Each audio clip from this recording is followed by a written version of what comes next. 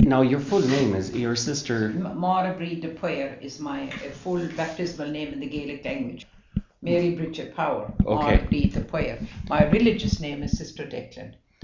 Okay, so, and I'm in a place called Muineveg Muineveg. is Muineveg is the right name for the place. But It's called Bagnallstown after the Bagnalls who came and took over the place, right? And I object to that, and I think the place should be, the official name of the place is Muineveg, and if you're on the train coming from Dublin, you'll see the stops, and there's not called Muineveg. That's the official name for this town. But they persist in calling it Bagnallstown. How long? Brainwashed people. How long are you a presentation sister here in the convent? I entered the convent on the 3rd of October 1946. I'm 61 years in the convent next Wednesday. And all those years, would you regard them as happy years in your life? Oh yeah, they were tough at times, but all I'll say is if I were starting all over again, I would do exactly the same thing. And the reason is it's such a privilege to be, for me, first and foremost, a spouse of Christ, sponsa Christi.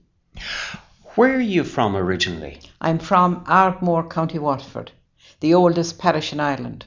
The parish where the Christians came in at least 200 years, at least, before St. Patrick came to Ireland, and became shepherds. They came in from the persecutions in France. They came up through Gaul, as they called it at the time, and you see that's the southern part of Ireland.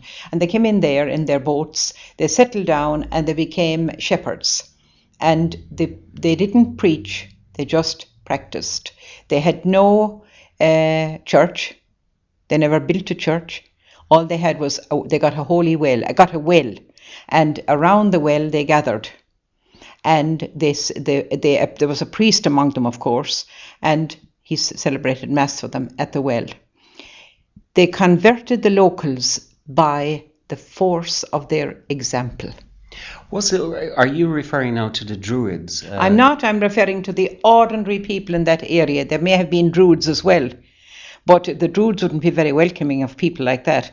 But the ordinary people, including my own, the chieftain, or what they call the petty king, St. Declan's family, they were converted by these Christians, by their example.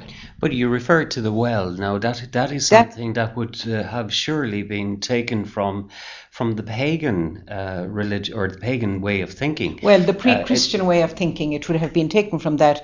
And you must remember that Pope Gregory the Great, told the people who were going out to evangelize. He said, "Baptize what is good in the pre-Christian tradition." When St. Patrick came to Ireland, about 200 years after the coming of those first Christians to the south, for example, he found a very sophisticated people with a beautiful language, the sister of Greek and Latin, and the Greek, Latin and Gaelic are the three daughters of Sanskrit. And the person best qualified to learn Sanskrit today is a native Irish speaker. It is a synthetic language with declensions, whereas English and French and all those, they are analytic languages. They don't have declensions. This is a beautiful language, and this is the language the Irish spoke. This is the language Patrick had to learn, and this is the language that he used to preach the gospel in Ireland. The Irish didn't give two hoots about the Latin or about what was going on over in Britain. They had to speak Latin there, of course, because they were conquered by the Romans. We weren't. We had our own culture. We had our own petty kings and our high king and our provincial kings. Now, you talk about the well. I want to come back to the well.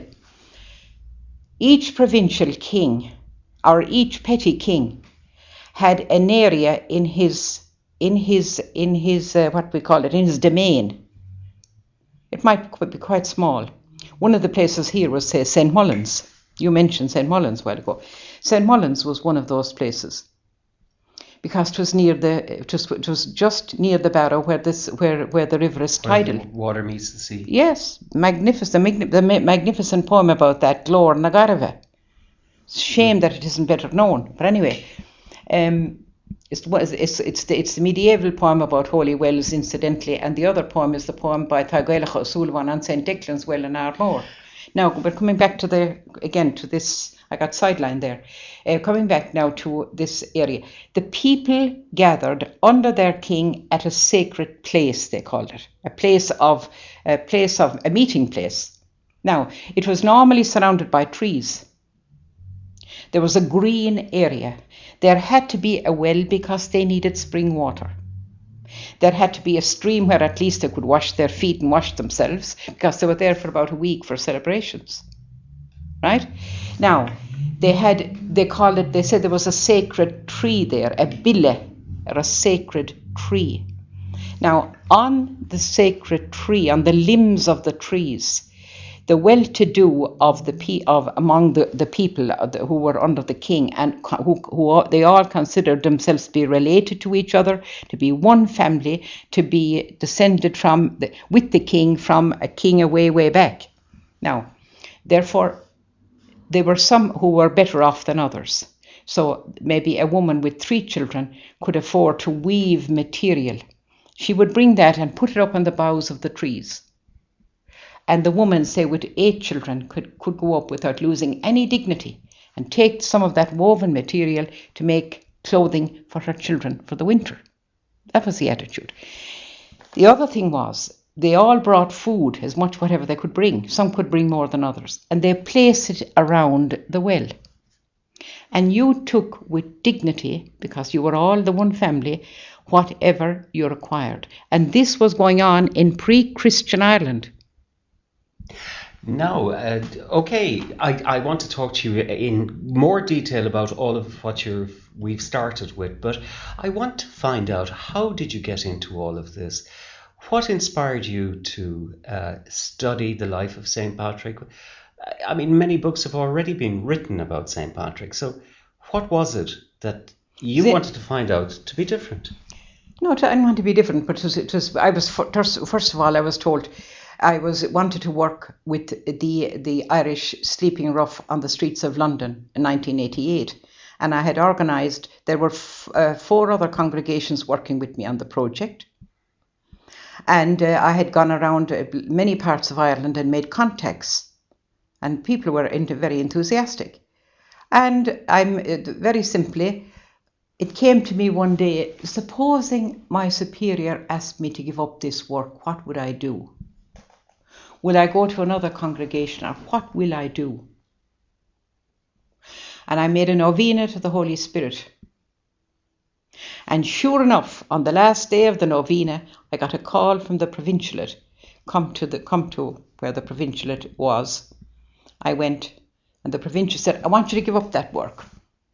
What work? This work of working for the Irish on the streets of London. Oh, because you were already trying to put that into. You were already going around asking for help. Oh yes, I had it organised. There were 5 congregations altogether interested in the project. So you were told to give it up. I was told to give it up. And what did you do? I got that particular split second. I got utter conviction that was God's holy will for me to give it up. Utter conviction. You must remember, I have a vow of obedience. Only for that I wouldn't. I would have left and maybe gone to another congregation or something. But at that split second, I knew it was God's will for me to give up that project. After praying, I prayed very intensely, mind, and my heart and soul was in it, but it wasn't God's will for me. And then I said, all right, obedience is obedience. But I wouldn't have said obedience is obedience, only that I had this inner conviction that the Lord wanted me to give up that work, and I didn't know what was coming next. Well, a very hard thing to do, had a vocation to go out there and to help the poor on the streets in London. Here, hold on now, yes. But she said, there are plenty of others to do that job, she said, and who might be better at it than I would be. But she said, we have no one to write a book on Celtic spirituality except you. I want you to go to Maynooth and I want you to write a book on Celtic spirituality for the congregation. Did you know already that you were a learned person, that you were a person who would... Why did you pick you? That's what interests me. Well, she wouldn't want me to do the other project, so she had to put me at something, I suppose. I don't know, but anyway, I know. You see, I'm a native Irish speaker, and I had a fierce enthusiasm burnt into my soul by my teacher. Marvellous, Declan. Who was your His teacher? name was Declan O'Calloo, Declan we used to call him. He was from a place called Ardo in the county in Ardmore, the townsland of Ardo, and he was teaching in Grange School. And he was he wasn't a great intellectual or anything, but he had utter conviction about an Irish Ireland and teaching the Irish language and getting us to speak it. And we all spoke Irish all during playtime. There was never a word of English spoken in that schoolyard. It would be reported back to him, and you'd hear about it. And But did you have a love for the language? I love it with all my heart. Well, but then it was easy for you to... Oh yeah, but then my to father was a magnificent Irish speaker, and so were all the neighbours. And all the neighbours spoke Irish going home from mass. I often walked with them. They spoke all Irish to each other, and we had an Irish college in Ardmore, St Declan's College, and Closh to Declan, and Micheál Fallú was the teacher there. He was the Rooney of the whole the thing. He was a Gaelic leaguer, you see. And there was a summer school there every year. Diarmaid Rodriguez, a great, marvellous teacher altogether from Clear Island. He was teaching classes there in Grange in the night time, in the winter time, and he was teaching classes in the college in the summertime. I attended all those classes. I went to all the céilís, learned the dancing. I learned the music, the dancing in the Giri on. It was fabulous. I loved every minute of it. And I got a scholarship to Ring College in 1942. And it was a great month there. I acted in the play Severus War, and I was Maire in it, the old lady in it. And I was only 14, but I was acting as the old lady in the play, and that kind of thing. We had beautiful, marvellous dancing. We had the Farmoor was there. There was great teachers in Ring, and they had utter conviction. They wouldn't speak a word of English, and that was burnt into my heart. And I was determined but I feel heartbroken really since I entered the convent, because I'm just like being being up here now. Quite frankly, it's like being in a foreign country. And because when I say these mother to people, they say hi. Yeah. This kind of thing drives me crazy. Well, did you teach yourself? Did you teach? Oh yes, I entered, as I said, in 46. I was professed in 49. I was sent to Portlaoise on the day after my profession. I began teaching on the 25th of April 1949. I was put into a class of 101 4-year-olds just coming in the door coming in for the school for the first day. Sister Paula was helping me. There were 7 big windows in the room and a door, and it was very tough going. I got a very heavy cold in no time, and I was in bed for quite a while. After it, then they decided I went to training to Kerrysford in September 49. I was there for 2 years. Then I came back and I was teaching in Portlaoise. At that time, I was teaching a couple of years in the secondary top, and I had to teach every subject: Irish, English, French, Latin, you name it, cookery, business studies, everything to teach to all. I had every subject teach the class. I never did business studies, so I had to learn it and do it, no more about it. So teaching was your life, really? Oh yeah, teaching. Well, you see, this is what the whole thing about teaching is not so much. It's we're founded for evangelization. That's what we're founded for, to bring Christ to the people, and our way of the way we were called to do it is through the medium of teaching. But it isn't just teaching. Get it myself and get the people, the children, to fix their eyes on Jesus Christ. Mm-hmm. That's the idea. That's what we're about. And if we're not about that, then we shouldn't be doing it at all. We should be doing something else. Well, so explain to me then, at what stage were you told by your mother superior to go off to Maynooth and to study? That was, I'll tell you now, I'll guess what, I was teaching in Portlaoise first. Then I was sent to a Baltic class in 65. because there was no French teacher there and languages were in. So I had to go and teach French there with all the other subjects to first years. Started off there. Then we, at the end of the year, the inspector came in and examined the class, and he said they're doing fine. There were great ability in Baltinglass for language and artistry. They have beautiful countryside, you see. The beauty of the mountains, the beauty of the countryside affects the child. And they are tremendous creative imagination. They were powerful at art and literature and singing and dancing. They were marvellous. It's a tremendous experience to be there. So we joined with the vocational school 2 years later, 67. And then the inspector says to me, now he said, you have to learn a second European language. So I began teaching myself Italian in January 1967, and I said it and taught myself. And in June I sat the Leaving Cert exam and I got honours in it. Oh, did that come easy to you? I did. I loved it. Yes, yeah. I love language. And it was, I found it. You see, it was easy for me because I knew Latin, and if you know Latin, you have no problem learning foreign languages. So I studied it, and I got it, and then I began teaching it. I could tell you 2 great stories about that, but it would take a bit too long, I think. No, go on. Tell me. Well, there were two children, 2 girls in the class.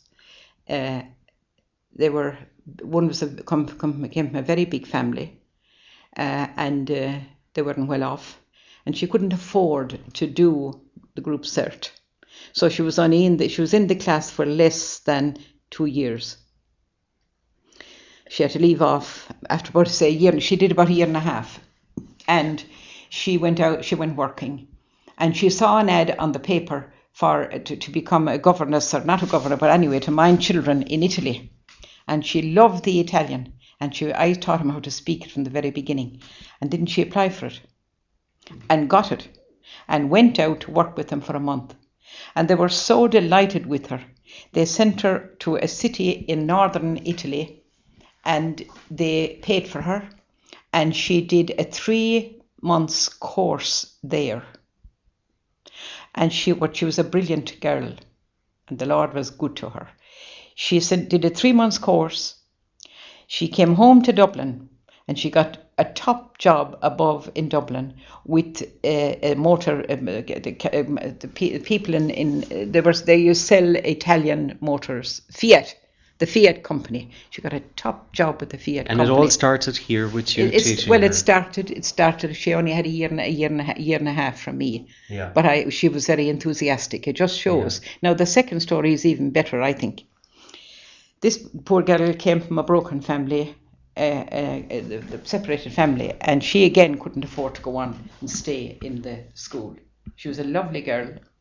She wasn't a Catholic, and she got a job in a certain town, and she was this particular morning just sweeping the office. She wasn't trained, you see. She was sweeping the office, right? And the boss got a phone call at about 11 o'clock. And the phone, he had quite a business. Don't know what it was, but he was providing some commodities of some kind. And didn't he get a phone call from Italy? A big order from Italy came through on the phone. Oh, he says, no, you're talking to me, I don't know any Italian. And the girl dropped the brush. I know Italian, she said. And she walked up and she took the phone. And she says to the man on the other side, parliamo lente, let us speak slowly. And she wrote down what he said. And she got the order for your man. That was brilliant. That's brilliant. What he did, yeah. He was so thrilled. He took her straight away to Rathmines School of Commerce in Dublin. Well, they were fairly near it, but not that near. He drove her up. He got her enrolled. He put her at the course that would suit his work best, and he took her from that to the Italian Institute where she could practice her Italian and learn more of it. And within 9 months she was his top secretary. After landing this big order for him. Well, they're too lovely, and it must be very satisfying for you to know that. Those two incidents in my life were 2 of the greatest joys in my whole life. Those, Were they oh, they really? were those. Yeah. To think that you see, these are our primary concern. The children who have problems, like who they can't help that. I mean, if the family are poor, or if there's the disruption in the family of some kind, well, the child suffers. And here were those two girls came out on top. And that I had the honour. I would only that I had the privilege of helping him that little bit is one of the greatest joys of my whole life. Well, Sister Declan, your time in the convent, you have seen all the changes, that happened in the last half century. You've seen the uniform changed. You've seen the different techniques and way of teaching in the schools. You've seen the advent of television coming in and even electricity. And I'm sure you didn't have too much light in the very beginning when you came in. And the rules and regulations. We had electricity, all right. We had electricity there. But we did, well, however, you asked me that question now. We didn't. Well, the question I'm interested in finding out is the rules and regulations in the convent at the time. You were restricted in many ways. Did that annoy you, or did that frustrate you in the convent? Because to me, you're a woman who lots of energy and very anxious to do things and to progress. I'll admit it was very difficult. It was very difficult. But the Lord called me to be a nun. And no matter what happened, I would follow it.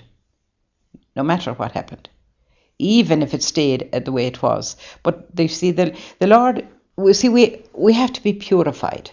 We're very human, and and we have to learn to really do God's will. And we have to look at Jesus Christ carrying his cross.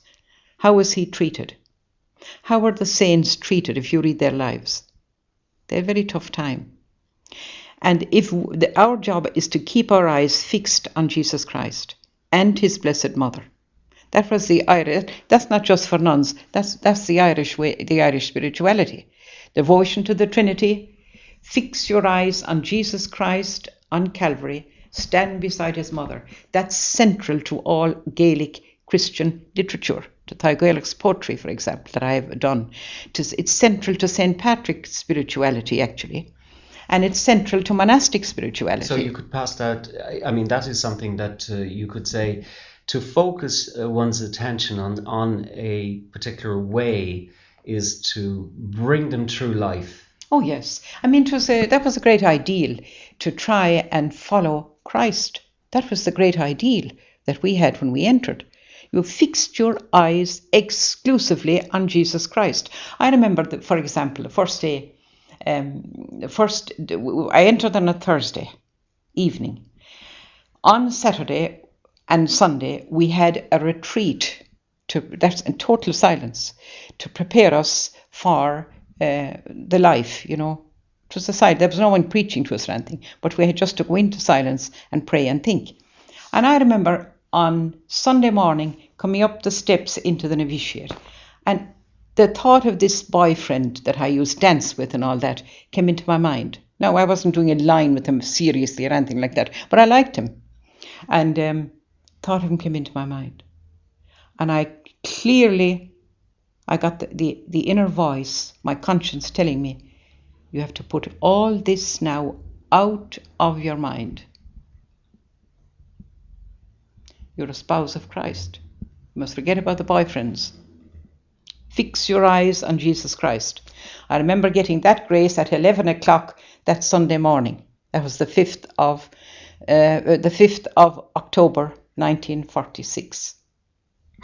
And from then on, you had it was more difficult in those days, if you were a nun, to come out of the convent if you discovered at a later stage that the convent wasn't the place for you to be in the first place. Well, it would be difficult. The parent, they talked about the spoiled nun and the spoiled priest. But the right thing to do, if you are convinced this is not the place for you, the right thing to do is to leave. Because you see, the thing about it is that you can become a great saint as a married woman. My mother was a saint. An old woman said to me down in Ardmore, in 1950 when I went back in 49 for the first time, back on holidays with the community. I wasn't allowed up to my own home.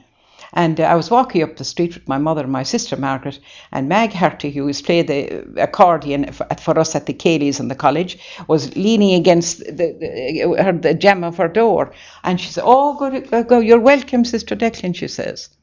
And she says, "I hope you're a very holy nun. You're in your first fervour. I hope you'll be a very holy nun.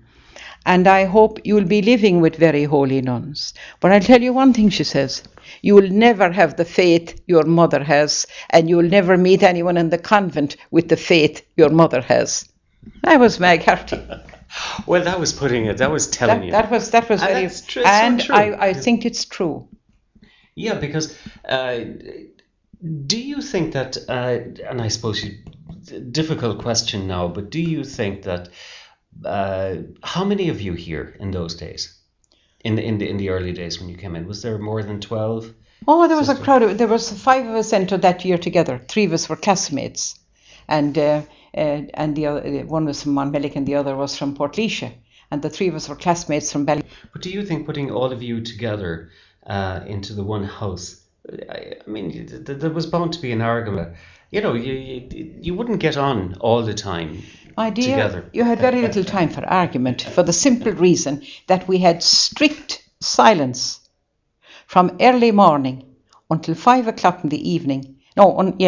4 to 5, yeah. We had recreation, what is called recreation, from 4 to 5. And you were sitting in the order of age beside somebody from 4 to 5. And if you had arguments, you went down on your knees and you apologized to that person the next day, that when the mistress of novices gathered you for your training.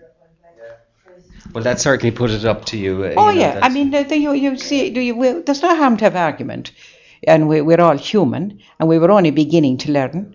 We didn't mind. We got on great together. Actually, we didn't argue that much at all.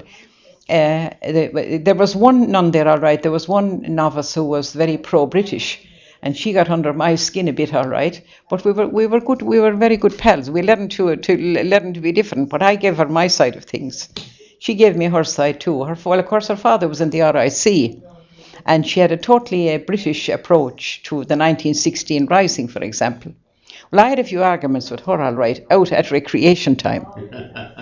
But that leads me on now to the question of, I suppose, the inspiration for your writings later in life all came from the experience that you had in the convent. Would that be right? Oh no, it came from the experience of my youth, and the love of the language and the love of Irish history, and I was steeped in that before ever I entered the convent, and I continued that as much as I could in the convent, and I did my degree by night. Later when I went to Baltinglass, because I was teaching in a secondary school, I did my degree by night and I taught by day, and I did history and in my first arts, as well as Gaelic and French, and then I had to keep up the Gaelic. I did the Gaelic and French for my degree, but then I did an MA later on, and I did my thesis for that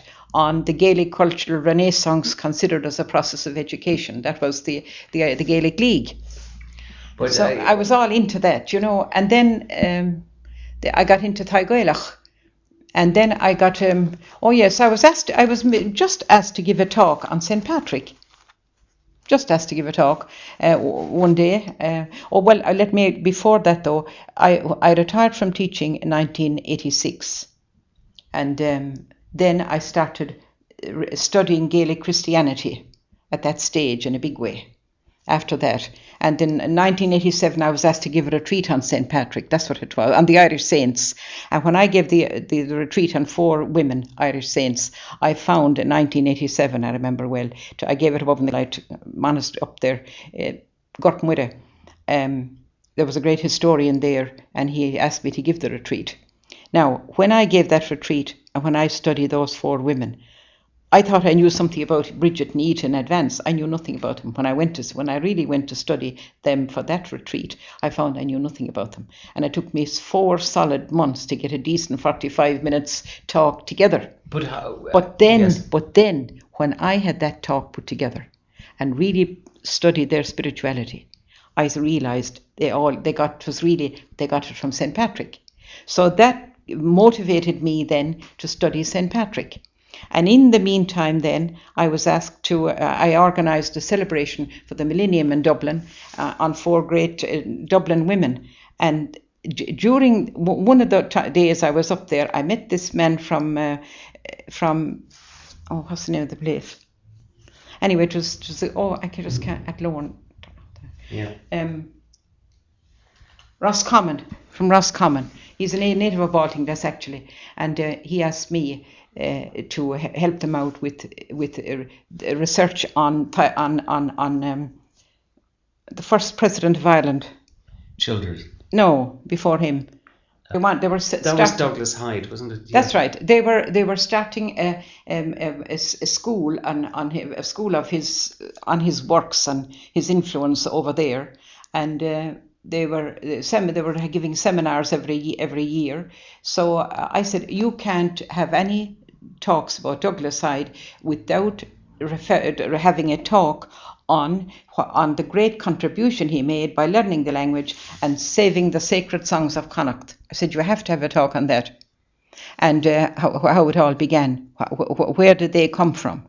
Well, we have no one to give that talk, only you. So I said, all right. I began to think, where did it all come from? And I said, it must be St. Patrick, the west of Ireland. So I studied St. Patrick and I gave a talk there. That was 1990, and then I got to know. I was Professor in Maynooth. One day I was walking up the street. I said, I have the Confessions of Ireland to 5 parts. I said, that's the big discovery I have made, and the climax is at the centre. Oh, there was a fellow here a few years ago giving a talk. He said, he said the same thing. Who was he? I don't know. Where was he from? I think he was from Canada. So I made it's supposed to be a slight exaggeration to say I made 20 phone calls. I made a very big number of phone calls to different people. And finally, I got through to a professor of Old Irish and History in University College Dublin. And I asked him, he said, that's David Howlett. He said, he's in Oxford. He said, he's the man, the dictionary maker, he said. He gave us talks here. And he said, he's coming over, by the way, he'll be there next Tuesday, he said, in Dublin. So in the meantime, I had an operation on my knee on Friday. I was in the sick unit. Tuesday came and I knew I'd be in trouble if I asked to go. So I said nothing. I got out of the bed and got my 2 crutches and went out. And it was raining actually. But anyway, I walked down to the town to the bus and got to Dublin and got to meet David Howlett that evening at 4:00. And the first thing I said to him was, I had read an article he had published in Dublin in a book in Maynooth, and I read it and I had studied it and I had written it out in my own handwriting to really try and to really grasp it. Itemize it. And to grasp it, to find out, yes. And I said, you have split the atom as far as patrician studies are concerned. It was a wonderful night for me. I remember it well. It was the 3rd of December, 1990. And that's when I read his article. Canon Pádraig Fínachte. I was walking over to the library. It was a frosty night. He said, are you out of your mind? You want to break your neck? I said, I'm going over to get this book on Patrick. I have that over in my room. He said, brought me back and gave me a gift of it. About £65 worth of books he gave me that night, free, gratis and for nothing. I went down to the convent, went up to my bedroom, and I never went to bed. I forgot to go to bed. And at 4:00 in the morning, I had it grasped. I had read over it a couple of times, and I said, Howlett has split the atom, and this is it. And I was full of joy, and I forgot to go to bed, as I said, and I started work. That was the beginning, the real serious work on Patrick. After that, then, I met him then, as I said, 2 days after the operation on my knee, and Yeah, but tell me now, what was it? What was it that you found so special about that brought you on your journey? Well, you see, this was it. I read St. Patrick's Confession through, and when I was halfway through it the second time, I spotted it was divided into 5 parts. Right? Now, David Howlett was giving the first part. Now, if it was divided into 5 parts, the introduction, the conclusion, okay, are connected. There are 4 connections between them. They're related. There's the part 1. His conversion, his vocation is connected with his mission. Yeah. And then at the center, you have you have all his conversion and his belief in God is number 1. Then his vocation. Then he was betrayed. Then his mission, and then his talk about his spirituality again, his belief in God, and the conclusion. Now, the conversion is connected with his development of the faith. Yeah. His full belief in God towards the end. His vocation is connected, balanced with his mission. And right at the center, he's betrayed by his best friend. But he says, who was his best friend? His best friend would correspond to an archbishop at the present day. The man who said you ought to be raised to the order of bishop. And this man, he had gone to confession to him. He had gone to him for spiritual direction when he was going on for the priesthood. And he told him an incident that happened in 1 hour in his life as a 15-year-old. Now, he didn't say what the incident was. Of course, it has been interpreted the usual way. It was the 6th and 9th commandment. I doubt it very, very much. He'd be only laughed at for that kind of thing in those days. What it really was, I think, was that he must have been at one of the celebrations of pagan celebrations, either Roman or Celtic celebrations in Wales, and that he might have thrown a fist of incense onto a fire in front of a goddess or something like that. Something like that, I think it must have been. But anyway, didn't his best friend betray him? Didn't he tell this to the other bishops and everyone? He was called. There was an inquiry, and he was called. There was all kinds of allegations made against him. But he was able to refute all the allegations, and this one had a terrible effect on him. He couldn't, that his best friend would betray him. But then Christ was betrayed by Judas. See the connection? Now, what happened? That night he had an inner vision, and the Lord spoke to him, and he said, "He who hurts me hurts you. He who hurts you hurts me in the apple of his eye." And then anyway, the whole thing, he was proved innocent before God and man. And then he ends up by saying, "Statistico, enough said. Said Taman, nevertheless, I cannot hide," this is the essence of the confession, "I cannot hide the gift of God," that's the Holy Spirit, "which he bestowed on me, the Lord bestowed on me in the land of my captivity. There I sought him, and there I found him. And I have succeeded in my mission, I believe, because of his Spirit who dwells in me and is acting in me to this very hour." Now, that's a synopsis of the central statement of the whole confession. And he develops that from that point on down to the end of the confession. That's the central or crucial statement of the whole confession. And then he tells about his mission, and he tells about its success. He tells about virgins of Christ and monks coming. People who were only converted for 6 days came to him, this beautiful girl. And she said to him, Paul Kerima, he calls her, and she was most beautiful.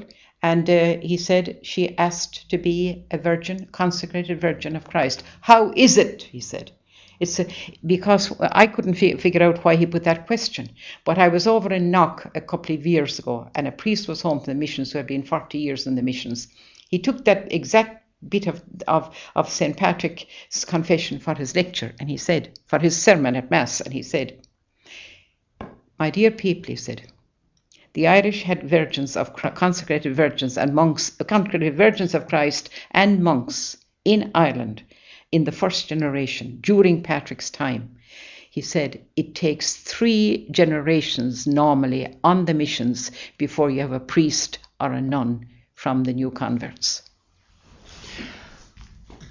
The St. Patrick's Confessions are indeed an amazing, wonderful. But you've understood them. You have. Well, David Howlett did a marvelous analysis of them. He calls it biblical style. It's from David Howlett I learned it initially. He's my teacher. So first of all, you had to learn how to decipher. How to decipher, yes. But he hadn't discovered, for example, that it was divided in 5 parts. He hadn't published the book. But I got the overview, but he had all the detail done. And he said he wrote me a wonderful letter, and he said he couldn't wait to get home that night until to find out was I right. And he saw that I was. And being the humble and great scholar he is, he acknowledged that in his book. And I studied that and laid it out in that way. You see, it's called concentric structure or chiastic structure, and there's very hard work in it. But he helped me greatly. But I focused then on St. Patrick's spirituality. Do you understand? Not just on the structure, on his pilgrim journey, which is a journey of faith. I focus very much on that in my book. You'll see that when you read it. Go and read yes, it. I will. I have to do that. But Yeah. I suppose I'm interested in what on your work into the book. Did it take you? You went to Maynooth. How long did you spend there studying? Well, I'll tell you now. I started 1990.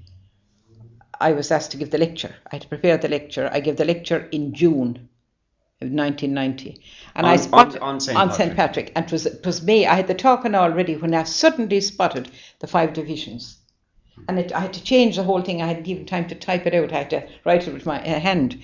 I suddenly spotted it. Maybe I think it was about 2 nights before I gave the talk. And then it was divided in 5 parts, and it made it so balanced. You see, I saw this, and I saw the connection between the introduction and the conclusion, then the conversion, and the end. What happened at his proclamation of the faith at the end, then his vocation, then his mission, balanced by his mission, and finally at the center the betrayal. I spotted that, but I didn't spot the detail, of course, that David Howlett had. And this is what they drew my attention to in Maynooth, and that's how I went till I found out and met him. And he has befriended me ever since. And not alone is this biblical style, as he calls it, because that's where the Bible is written. But it's also in the great writings, great classical writings in Latin and Greek. Would you consider that piece of work as a very important piece of work in our time? It is exceedingly important. See, it's initiating something new. It isn't known. Somebody said to me, I was talking to a professor the other day, for example, in Professor of Old English in Belfast University. I was up working with the Presbyterians in the North for a week, and this man, my friend up there, introduced me to this man. And we were chatting, and he was talking about Howlett's work, and he is teaching Howlett's medieval English. He's teaching one of his discoveries to his students. And he said, the second one, I can't remember the names of it now, but he said, anyway, whatever it is, he said, that's the jury is out on the second one.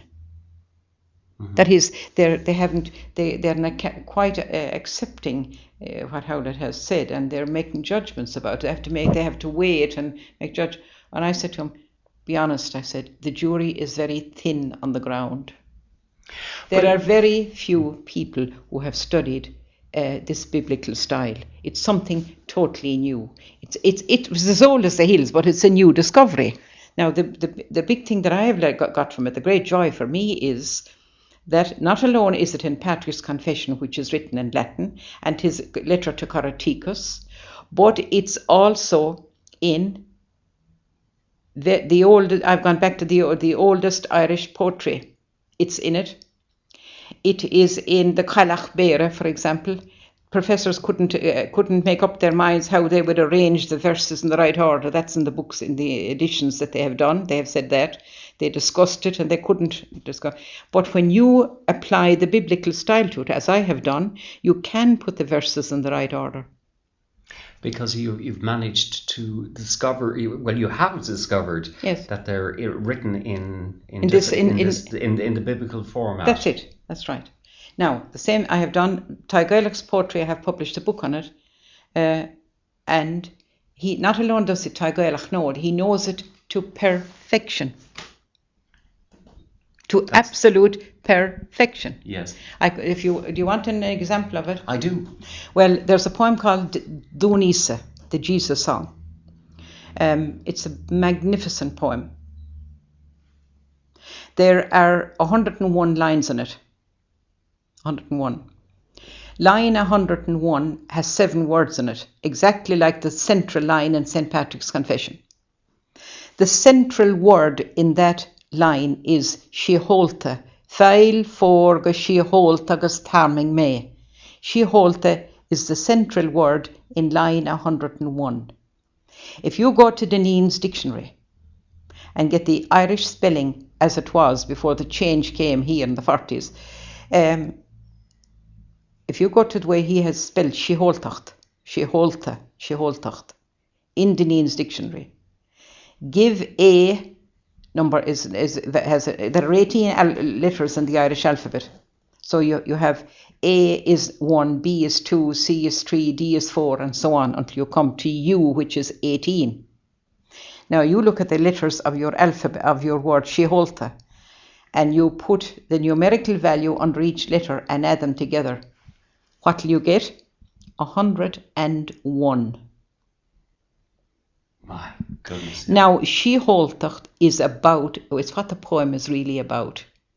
It is, Sheachan is peace between warring factions.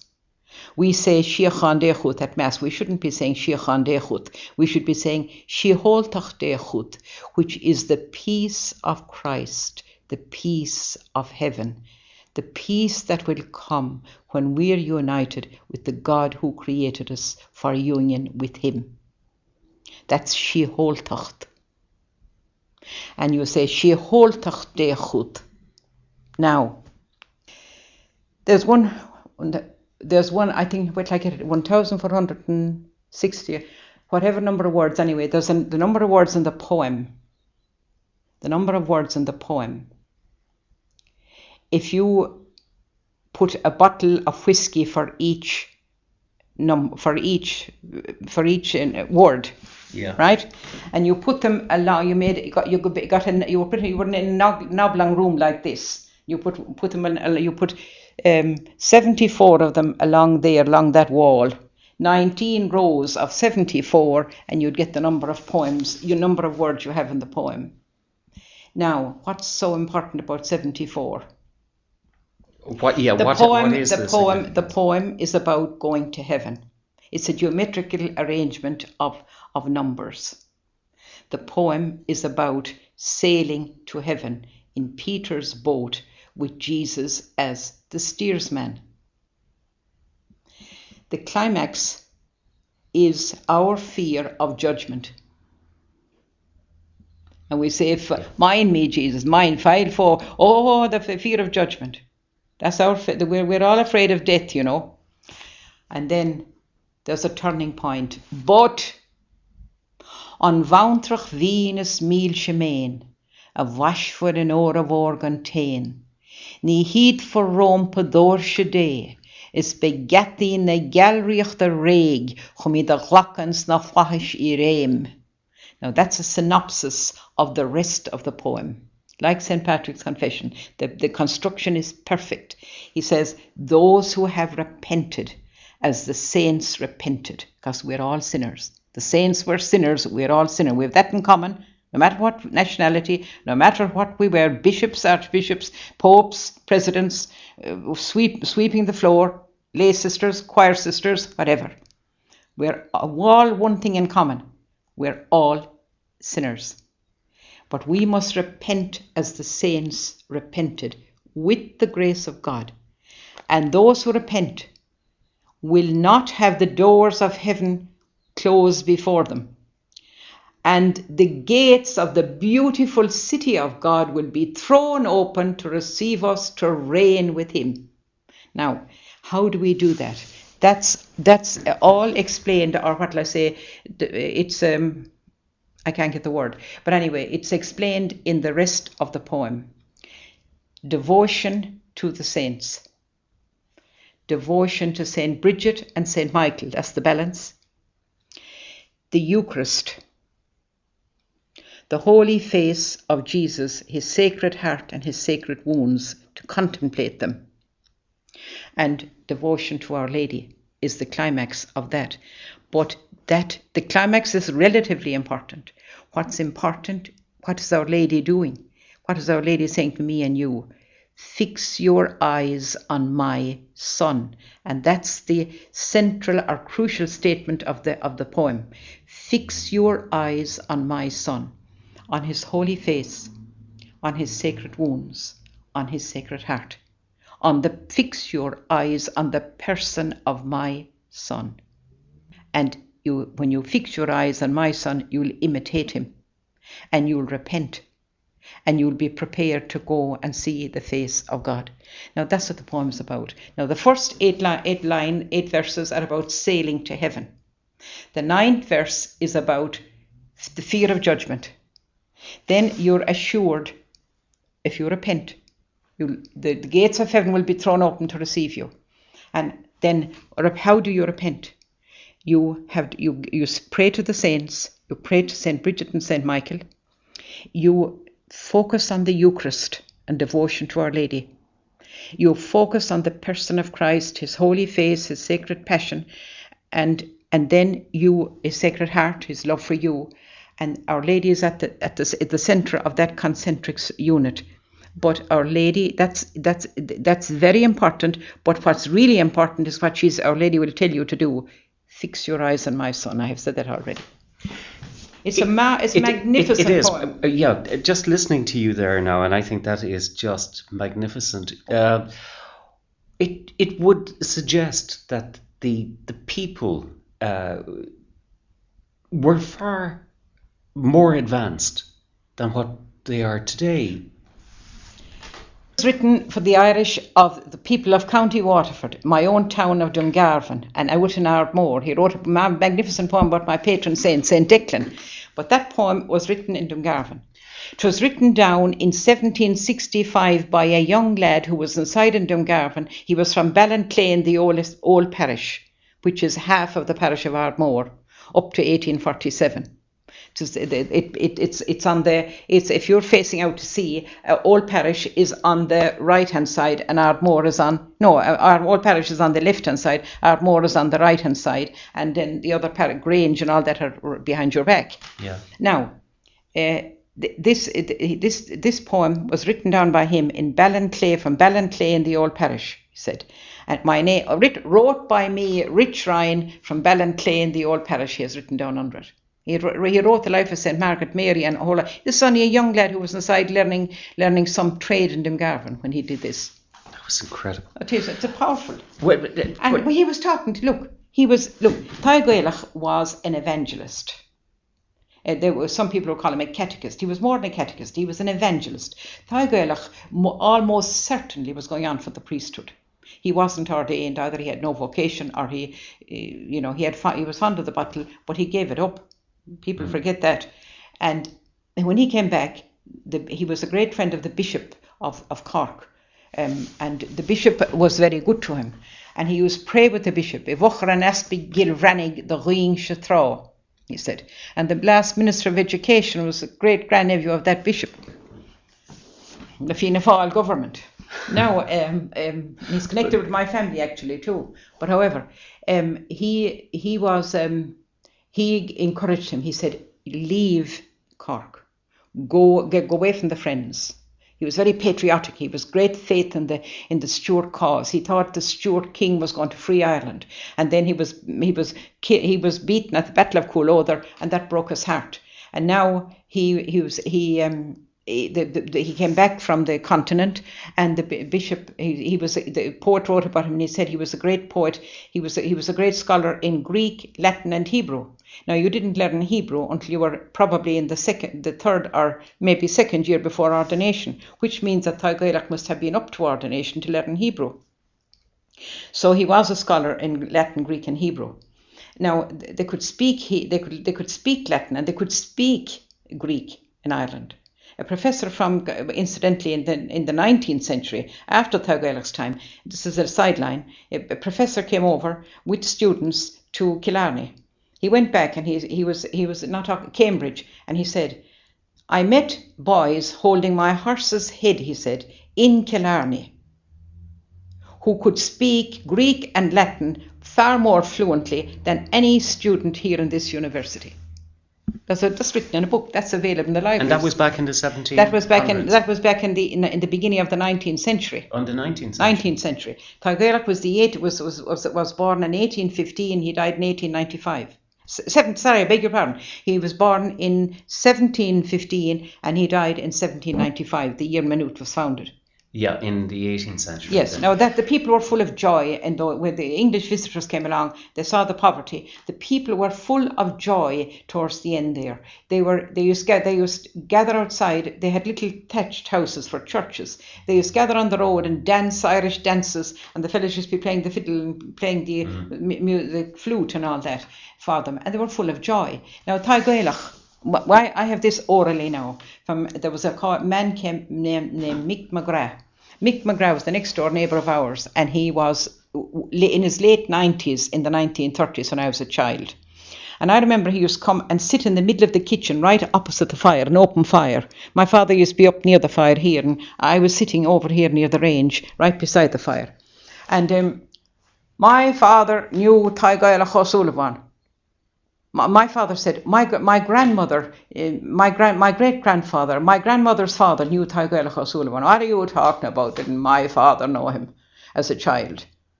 He said. And I remember he let his spit out. Tanamon deal, he says, didn't my father know him didn't my grandfather know him as a child?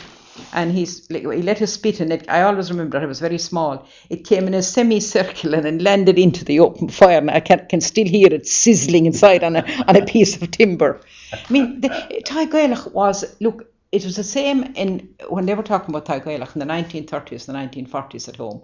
Very same as if he had lived 20 years before that. He was a living memory. Yeah. He was in my father's grandmother's house, my great-grandmother's house, Keynes of Crochet, for example. Now, he used to teach there. He used to stay there for 6 weeks at a time. Now, he'd gather them. He worked with them in the fields during the day, go around to different neighbours, and he'd be teaching them the gospel while they were working. Yeah. And then he'd gather them at night in the barn or in the kitchen, if the kitchen were big enough, dependent on the crowd. And they all were able to play the flute. And he was able to play the uilleann pipes, and he was able to play the harp. He taught my great-grandfather how to play the harp. Now, he composed those great sacred songs that I have published. He had them set them to airs they all knew. I don't know if was Dúnisa ever set to an air, though. I don't think it was. I don't think it could be, but maybe it was. But certainly the others were set to certain airs, and they sang them. They got to sing them together. Now that summed up the teaching of the church, you see. Very powerful, a very sophisticated adult education. Powerful. Then he got them to sing it. And when they were singing, they were praying twice. These were suffering people who would be rich if they became Protestants. But they put down their foot and they refused. And they stayed poor for the sake of Christ. And the Lord was good to them. And he sent them this great genius who prayed with them and played with them and all this. Now, they all learned how to play those tunes on the flute and on the uilleann pipes, those who had uilleann pipes. Taigéileach had them. Now, all those then be going to the fair once a month down to Dungarvan and over to Youghal.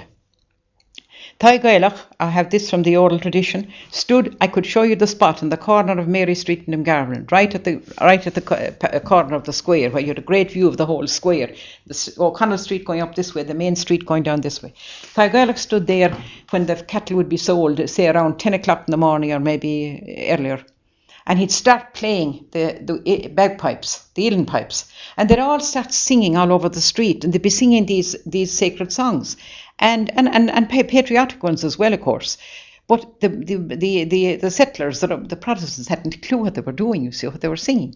And he was really catechizing, evangelizing the people. Then he'd drop it and he'd go up to the nearest she-bean. They weren't real pubs, they were she-beans. I know where one of them was. He went up there to the she-bean and they'd all take out the flutes and they'd all play up the sacred songs. And he'd have a drink maybe and clear off and go on to another she-bean. And that's how he proclaimed the word of God. Perfectly human, never lost his humanity, you see. No piosity, utter sincerity, and 'twas expressed in the beautiful Irish language. And Maynooth started, and he died in 95. What happened to Maynooth? An arrangement was made with the British, and the clergy were anglicised in Maynooth. And all kinds of French saints and Italian hymns were brought in, and all kinds of codology that came in from the continent, and worse than that even. And the great Irish tradition was totally ignored. And those Irish native speakers were never taught how to preach in Irish. They had to go home and preach in Irish, but they had to speak all English in Maynooth. And they were made feel as if Irish were inferior. Mm. So in your home, your father, John Poyer, a very Republican house? No, not really. They weren't into. My father was really Fine Gael. Was he? He was, but that didn't affect me, of course. Where did your strong convictions come from? Well, they came. I suppose it's a gradual thing. I used to listen to him talking and the neighbours talking about Tá Gaelach and the Irish tradition and all that. And then when I started learning history at school, I think then it really started. I started with learning. I had a flair for language, I suppose. I found it easy enough to learn it. But I loved the history. And I loved reading as a child. And you said there were very few other things to do. You had no television, you had no radio, nothing like that. And thank God we hadn't, because the superficialities of the television sickens my stomach. But anyway, I used to read a lot, and I got into the history, and the master was marvellous. He taught us national ballads, and we'd have to stand up on a stool down at the end of the room and declaim it. And some were good at it and some were fried, depending on your character. If you were strong, I had got tremendous conviction in school. Yeah, and I suppose that came. Yeah, and the other. And I mean, I had no respect for any man who wouldn't be ready to die for Ireland when I was a young girl. Absolutely no respect for them. But in your lifetime, you've managed to. You've got a great understanding of how literature in the Irish language has formed, in the way that it has been written and the. Well, that's a new discovery. You see, that's not accepted at all yet. You know. That's so you feel... I mean, no appreciation has been written of it, and in fact, some people would say, I mean, it couldn't be true just because they know nothing about it. But I'm not. The pygmies on stilts don't bother me. But this would tie in with the great understanding of the universe as well, and numbers and distance and places. I mean, ring forts or stone circles or all our antiquities, they were put in places that were clearly pointed out and marked out and carefully thought about and designed. Yes, yeah. But and the writings followed that. I did, of course. And I'm not an authority on that now. You'd better go to somebody who's well up in archaeology. No, I'd love to be better at it, but I'm not the person to discuss that. But still dealing with numbers and yes, and the way things are. I was down in Ardmore in 1946, the year I did my leaving cert, for example. And very few people in those days went to secondary school, you see. I got the opportunity. The teacher kept after my mother to encourage me to send me away to school. Now, I got my leaving cert, got on as my leaving cert. Not anything extraordinary, but I got a very good leaving cert. Now, I had good teachers. Now, there was a man there, Stephen something, and he was a bit of a character. And he gave me, when he heard about this leaving cert, you see, he met me on the street and he gave me a puzzle to do.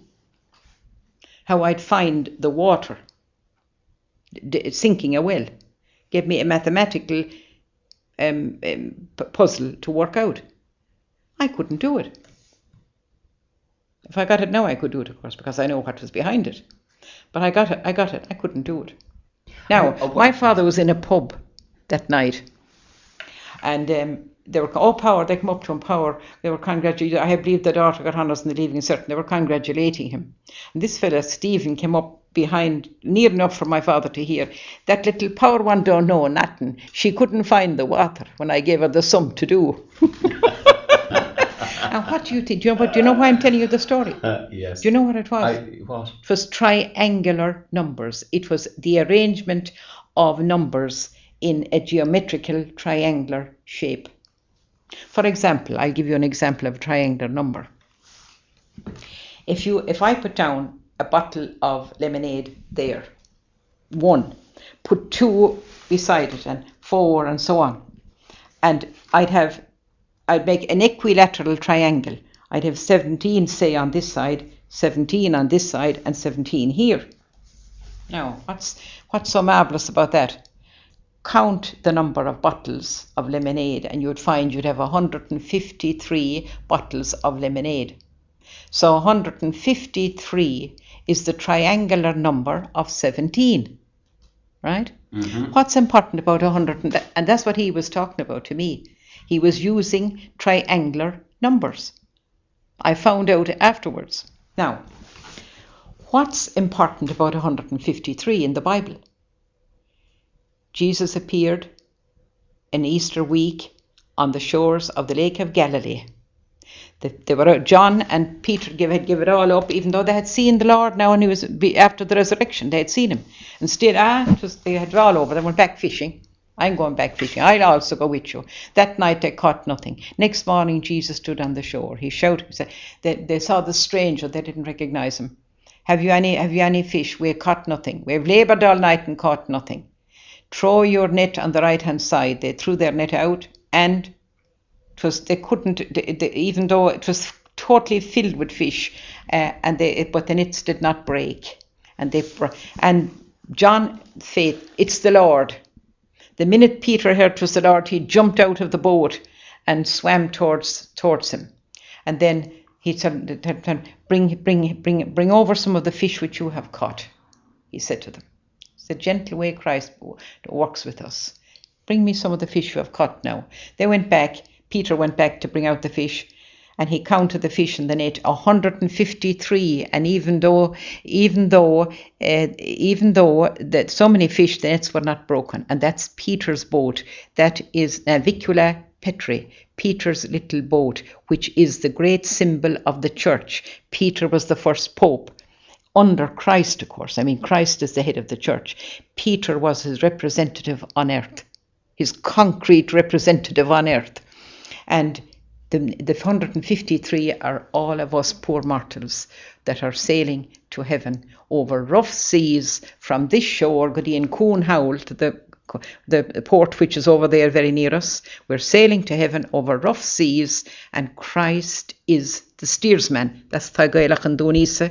That's in the hymn about St. Declan. It's also in 2 hymns about Our Lady. He says in one marvellous, I love this one, Sus fudig glatt me go kon eving na suilse. Sus fudig glatt me up. Steal me up with you, he says to Our Lady, to the beautiful port of the beautiful lights. Oh yes, indeed. As heaven. Now, I suppose you've touched on something that is extraordinary. It's something that's been there always. It's there always. But we've never managed to understand it. No, why? Because what came along, you see, this is what happened. This is the way literature has been written all over Europe. And in fact, no, I don't know Sanskrit, but I have translations of the Upanishads, which were 5,000 years at least before Christ. And we are the grandchildren of, our language is the daughter of Sanskrit. Therefore, we have a relationship with it, Indo-European, right? Now, I'm not an authority on it. I can't say I read the originals because I don't know Sanskrit, although I did start learning it.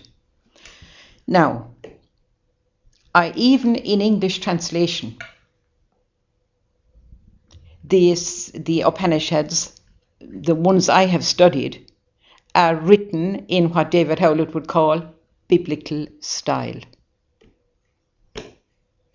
Isn't that something now? Isn't that something? It is. So it is as old as the hills. The Divina Commedia, the Divine Comedy by Dante, is written in biblical style. That has been proved. There's a book written about that, published, but it hasn't been studied, of course, by the scholars. Yeah. They focus into one small area, and that's that, like, and anything outside of that doesn't exist. Well, it does, you see, there, and they'll have to prove to me that it isn't there, and I am ready. I'll stand up. I'm ready, even though I'm nearly 80 years of age. I'll teach them if they want to. Are you really excited about all of this? Of course I'm excited. I'm thrilled to be able to do something for my country before I die. Of course. And you think this is a wonderful discovery? I do, of course, because, I could make, for example, Shakespeare's plays are written like this, and I had to teach English to Leaving Cert Honours in the Gaeltacht in Carrow, as well as in Baltinglass and other places. Now, if I had known what I know now, I could have made the study of Shakespeare 50%, 60%, and even maybe 75% easier for my students. If I had known what I know, teaching them, that his Shakespeare's plays are written in this what Howlett calls biblical style. I could have given them an overview of it, shown them where the important places were, what was the central statement and all that. I could have done that with them in 2 lectures and 2 talks, and then they would have gone and studied, and they would have found it much, much easier than having to plough through it the way we did it. Mm-hmm. Oh yes, much easier. It's wonderful. It's a great. I'm very privileged to have but I owe it to David Howlett. I got the idea from him. I read other books then about numerological technique. A man over in America, he was a professor in one of the universities there. Way back in 1938, he published his thesis, his doctoral thesis. It was all about numerological technique. But he didn't even call it biblical style. He was just talking about numbers, the significance of numbers, triangular numbers, rectangular numbers, and square numbers. They are numbers which are particularly associated with the Bible. Again, you have 3 and 7. That's it. They're all significance. Yes. 7 is the perfect number. 8 is the first number of Christianity, because Christ rose from the dead on the 8th day. The 7th day the Sabbath was Saturday. The 8th day was Sunday. It was the day of resurrection. So 8 signifies the resurrection of Christ. Beginning of Christianity. And 3 is the Trinity. Is the Trinity. That's right. 1 is the unity of God. 4 is the human person. The 12, for example, they talk about heaven as the 12 built on 12 pillars and stones, 12 pillars, and the 12 tribes of Israel and the 12 apostles. Mm-hmm. And then you have the North Gate, the South Gate, the East Gate, and the West Gate, the 4, humanity. Yeah. You see, this book is full of that. Yeah. It was published as early as 1938. And there was talks about it in 1998. He was quoting people who were talking about this way back in 1898. And still they haven't studied it in the universities yet. Anyway, it'll come though. I'll be dead and gone, but it'll come. Sister Declan, it's been a pleasure sitting down here and taking in all what you had to say. I'm going to leave you go now, but I'm going to ask you your favourite poem in English. Well, one of them anyway is Joseph Mary Plunkett's I See His Blood Upon the Rose. I hope I'll be able to remember it now. I see his blood upon the rose, and in the stars the glory of his eyes. His body gleams amid eternal snows, his tears fall from the skies. I see his face in every flower. The thunder and the singing of the birds are but his voice, and carven by his power, rocks are his written words. All pathways by his feet are worn. His strong heart stirs the ever-beating sea. His crown of thorns is twined with every thorn.